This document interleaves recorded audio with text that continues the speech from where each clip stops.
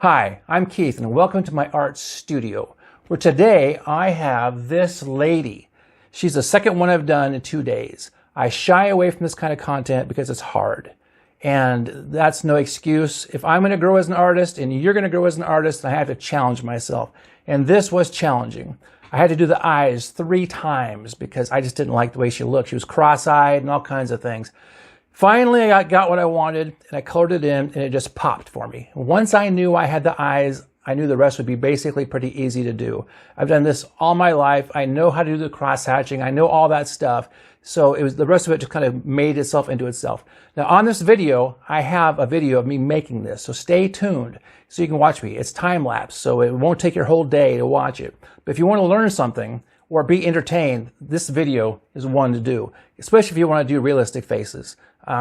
It was a struggle, it was a challenge, and I think I did okay. I give this one 4 out of 5 stars. So please, if you will, like and subscribe and give me some comments and tell me whether or not I nailed this or this is an abomination. It may be an abomination, I don't know. I kind of like it. You know, I don't think I'm gonna run out and buy a frame for it, but I like what I'm doing. And if this continues to work out, I'll do more of them. So you let me know. So the video, here it comes. Once upon a time, a she-elf named Fenella was walking along a path deep in the forest when she came upon a short, fat, ugly troll walking in her direction. The troll did not attempt to step to the side so Fenella could pass. So she stopped in her tracks and spoke to the troll, who seemed lost in thought. "Are you going to let me pass? Or do you plan to push me into the forest?" Fenella asked with her arms folded. The troll looked up at the elf and replied, "Do not bother me. I am thinking, and I don't need you interrupting me.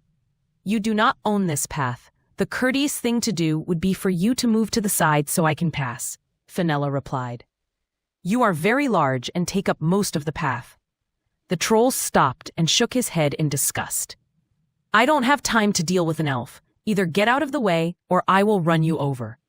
Angry, the elf pulled her bow and loaded an arrow in an attempt to intimidate the troll. "If you try to step on me, I will defend myself," Fenella replied with a grin. "Is this little battle in your head worth your life?" "Your arrow will have no effect. My skin is thick and battle-worn," the troll replied, brandishing a hatchet. "You can stand in the woods for a moment as I pass by. You are skinny like a twig." Fenella lowered her bow and replied, "That is not the point. Didn't your mother teach you any manners? How have you survived so long not respecting others?" "You don't want to know about my mother," the troll replied. "She'd have run you over by now and would be halfway to her destination. You're lucky I stopped when I did." "I don't care for your attitude, Mr. Troll. All I ask is that you step to the side and let me pass like civilized creatures would," Fenella stated as fact. The troll chuckled and said, "You don't care for my attitude? That's hilarious. Have you ever met a troll before?" Fenella paused for a moment, thinking of a reply. "Well, actually no, I can't say that I have. Are you quite normal for a troll?" "Yeah, we're all like me," the troll replied. "I'm the poster boy for the troll community. Are all elves as stupid and stubborn as you?" "Yes, and proud of it," Fenella replied. "We are going to be here all day unless you step to the side and allow me to pass." "I don't have the time to waste on you any longer," the troll replied as he took a step towards Fenella. Then a voice called out from the forest. "I wouldn't do that if I were you," the voice said. "Which one of us are you speaking to?" The elf called out to the disembodied voice. "The troll," the voice replied as another elf stepped onto the path behind the troll. "Great, another one," the troll said under his breath. "What are you going to do? I told you arrows won't work on me." Curious, Fenella asked the other elf, "What is your name? I do not recognize you." The male elf replied, "My name is Corin, and you?" "Fenella," the she-elf replied. "Why don't you two have a family reunion and let me be on my way?" the troll replied, looking back over his shoulder. "Troll, you need to step aside and allow this lady to pass without touching your disgusting troll body. You smell like death, and she deserves better," Corin stated. "Fine," the troll said, and took 3 steps to his left. "There you go. Pass and leave me be. I've wasted too much time as it is. Stupid elves." "Thank you," Corin said and darted back into the woods. ... Hi, I'm Keith and welcome to my art studio, where today I have another evil-looking troll. Which begs the question, where's the first one? I got a video already on my site for that. Just take a look. But this guy is mainly a sketch and some watercolors and some colored pencils. And I make videos. If you follow my page, I hope you do, I'm going to show you exactly how I made this guy. He was fun. I like the image. I like his eyes, the way he just looks at you. He wants to just take you out and beat you up or whatnot. He is an evil-looking troll. So, if you have a chance, please like and subscribe, and I will show you exactly how I made this guy right now. Once upon a time, in a land not so far away, lived a troll who lived in a cave in the woods. For years, the troll had made a living capturing lost travelers, stealing their goods, and eating them.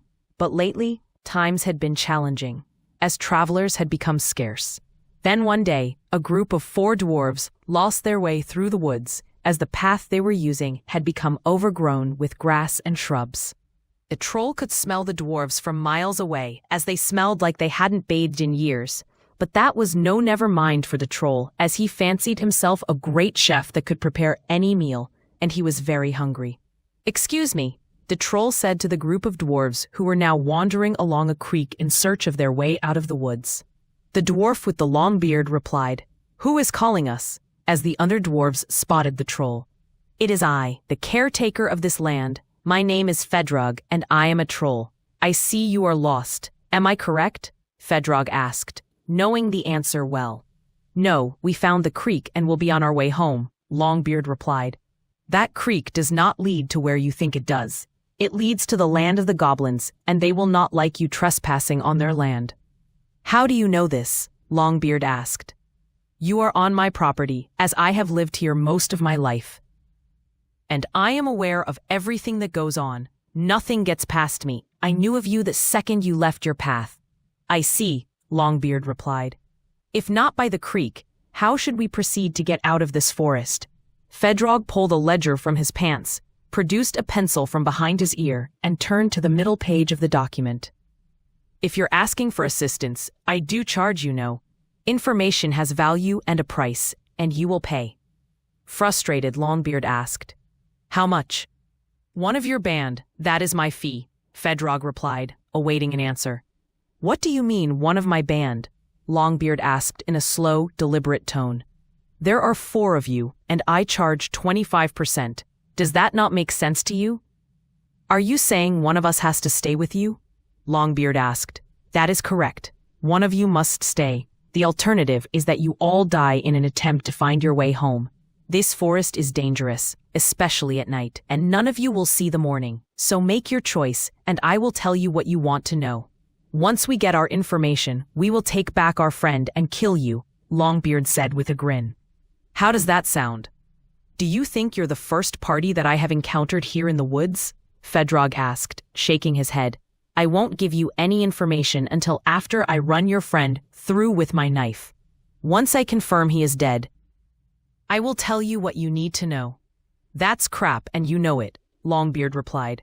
"I don't think you have an answer anyway." "You don't think I know something as basic as how to get out of the woods?" Fedrog answered with a belly laugh. "Fine, be on your way. I will collect your bones in the morning and whatever meat is left behind by whatever creature kills you. Makes me no never mind." Longbeard conversed with his companions for a while and turned back to Fedrog. "Will you take anything else for payment?" "I have everything I need except for a good meal." "You have nothing I need to trade for." "What if we catch a pig and bring it to you?" Longbeard asked. "That would be fair, right?"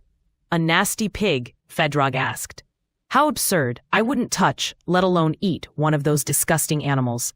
I do like bats, though, but they are tough to catch, and none of you are in any shape to catch one."